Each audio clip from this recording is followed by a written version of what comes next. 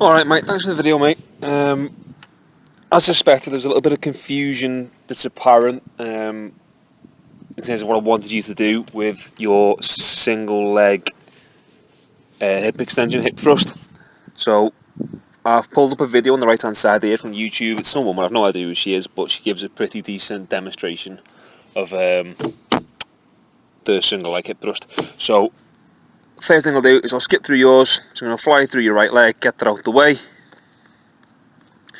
There's no sort of massive differences between your right and left. I just want to show you your left because it's easier to see what's going on with it being nearest to the camera. So as we come through,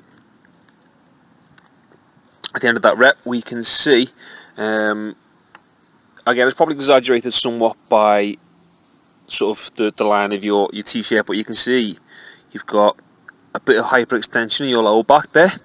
And that's because you have somewhat of an anterior pelvic tilt, and that's why it looks like you can't achieve full hip extension, and that's, I'm assuming, why you've got your opposite leg up acting as a support, when I am fully confident that you are more than strong enough to achieve full hip extension on a single leg, even with some load.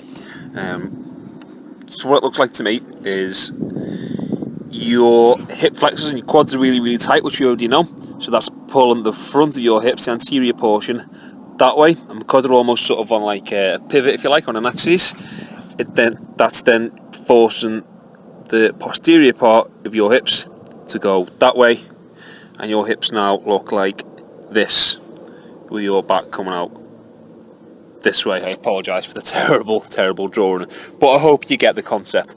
So what I want you to do in future is, between each set, I want you to stretch off your quads, your hip flexors, your rec fem.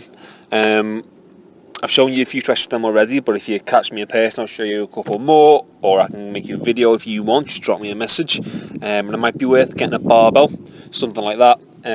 Just using a collar and Olympic bar, really getting into those hips and loosening them up with a bit of sort of self-myofascial release, those sort of things that we've done before in the past, and that should allow you to sort of alleviate that anterior pelvic tilt and potentially achieve sort of greater hip extension.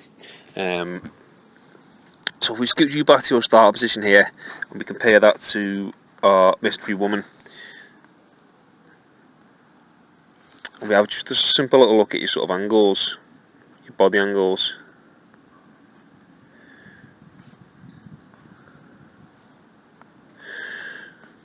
So I just redo that because there's no one to play. Okay, so we can immediately see that she's in a lot more hip flexion in her start position, which means she's going to train through a greater range of motion, and she's going to get more sort of motor unit recruitment. She's going to recruit more muscle fibres, which is what we're aiming to do. So start with your back up on a bench like she's doing there. You don't have to use a glute bridge, machine bench, whatever. It can be a normal bench or a plyo box, something like that. Just something to support your back and make sure it's not going anywhere. And then as we scoot through her video, she comes up and she's in a nice 90-degree angle at her knee, and she's got a nice straight line right the way from her knee right the way through to her shoulder. Nice 180 degrees, which is exactly what we want. So try that for us, mate, and then in future we will look to start loading it up, maybe with a barbell, but that's something for another time once you get a bit more sort of technically proficient. So hopefully that helps. Give me a shout if you need anything else. Cheers, mate.